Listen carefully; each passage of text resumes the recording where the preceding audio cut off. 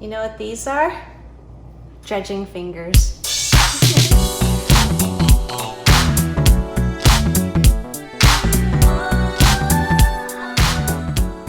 Tonkatsu has been something that I've always wanted to try at home, but I've always been really intimidated by it. But lately, I've started to muster the courage to try it at home, and I realized it's actually not that complicated. So I thought I'd show you my system. Okay, so let's talk protein. Now, the meat, you're gonna need a nice pork loin, okay?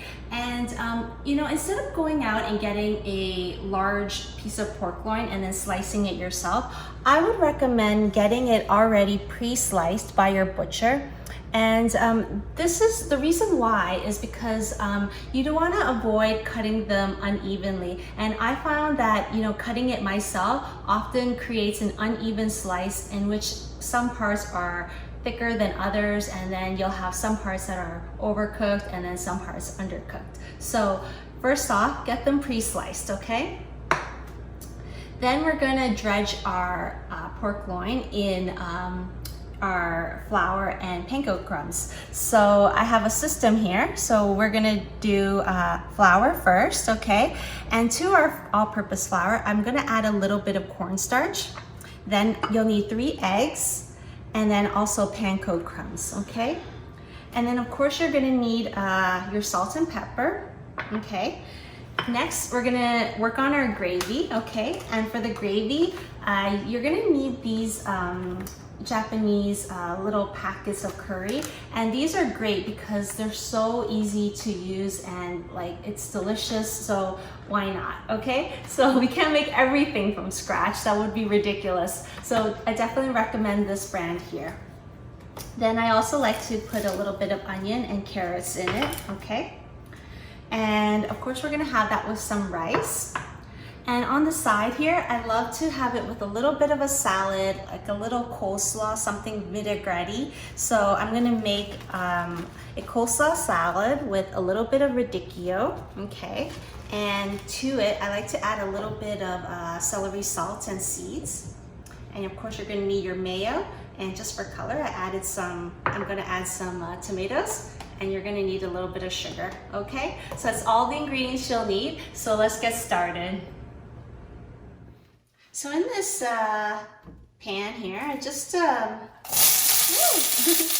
little bit of oil, and I'm going to saute the onion.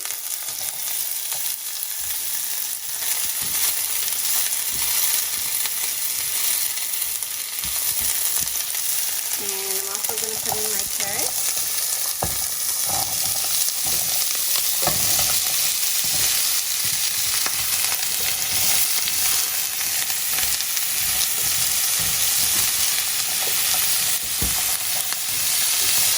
And then I'll just deglaze this with a little bit of, maybe about 1 cup of water.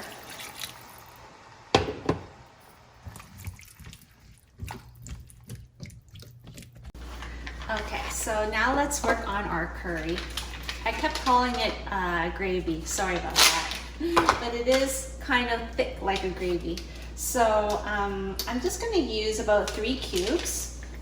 They say that 4 cubes is for a 6-person serving. So it's just myself and my husband. So I think I'm just gonna use 3 cubes because we're both big eaters.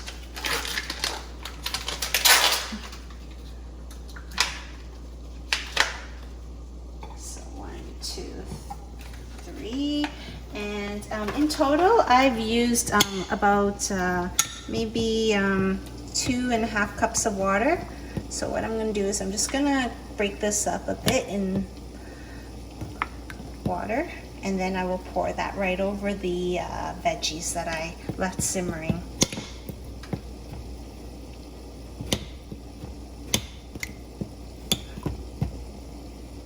Okay, never mind that. They were a little bit harder than they were last time, so I'm just going to put them in whole and hope that they break up when they get warm.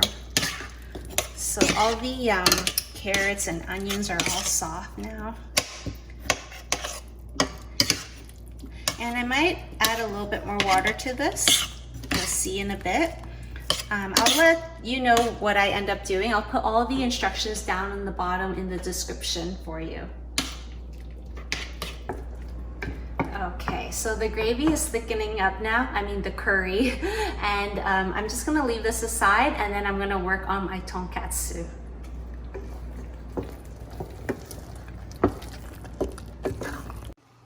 While that's going on in the back, I'm gonna start dredging now. Okay, so let's crack our eggs into this bowl here. So I just have about 3 medium-sized eggs.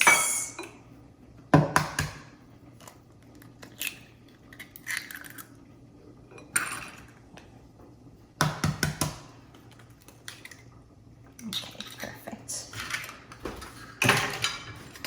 And then I'll just break that up.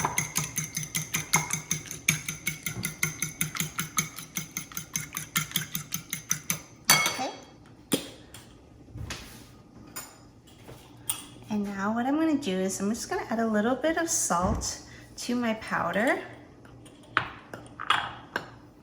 And, oh, I mean my flour, not powder, powdered wheat flour. Then we're going to add a little bit of cornstarch to this. And I just have about 1 cup of all-purpose flour here. And that's 1 tablespoon of cornstarch. Give that a good mix. And my eggs, I'm going to add a little bit of salt and pepper as well. You want to make sure it's well seasoned. Okay.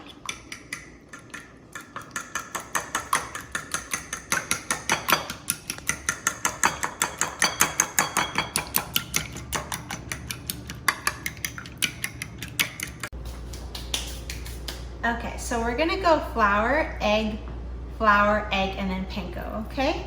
So we're gonna go first flour.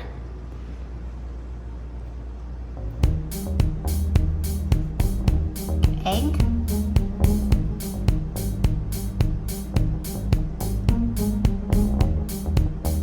Flour again.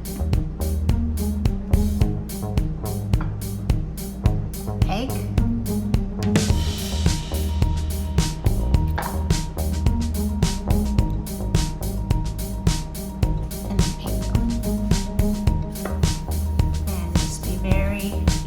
Generous with the panko crumbs.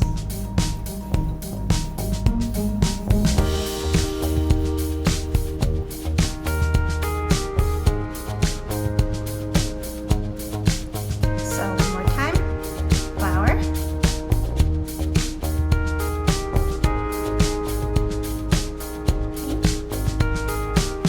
eggs,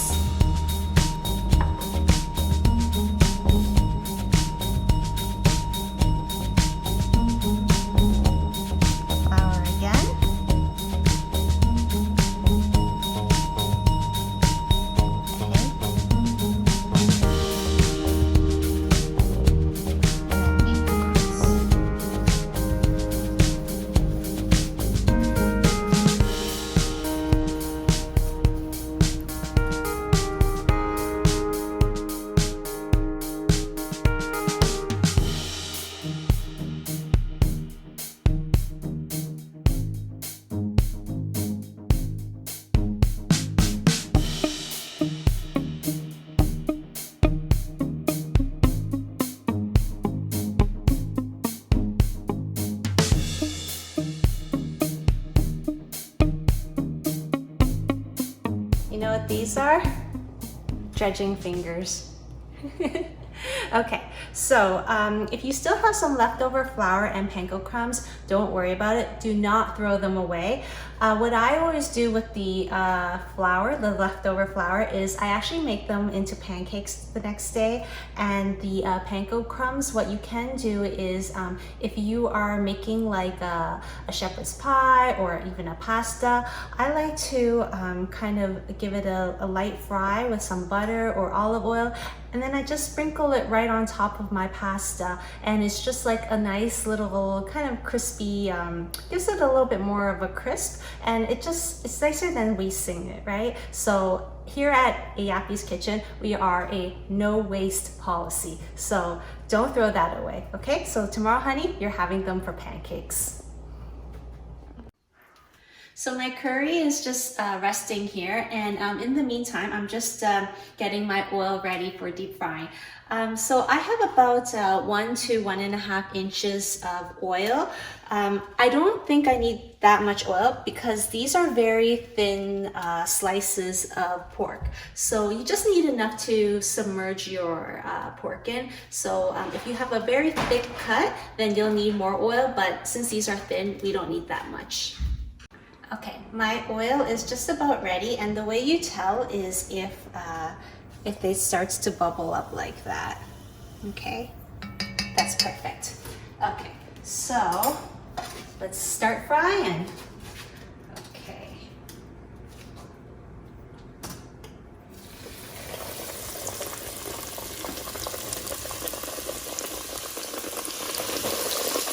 And I usually only like to do about 3 at a time. I don't want to overcrowd it, so.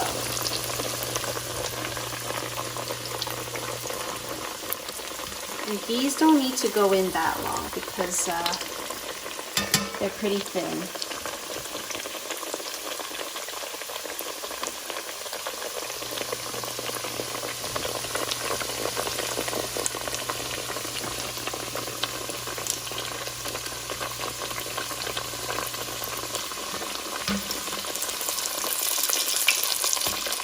I just check it intermittently just to make sure that they haven't gone too far.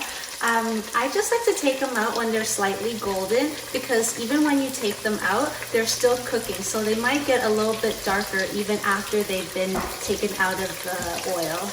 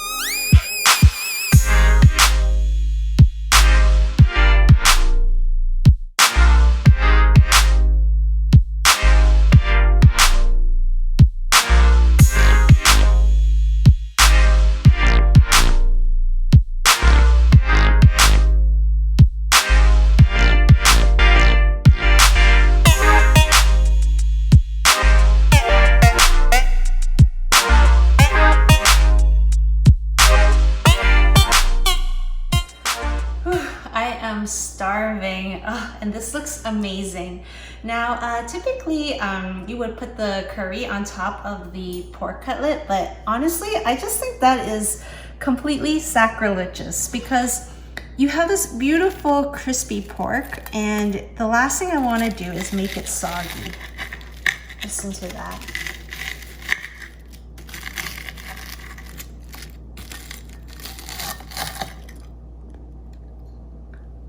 Let me just get some rice here with some curry. Oh my god. This is so easy to make, so delicious. And the coleslaw, I'll just try a little bit of this.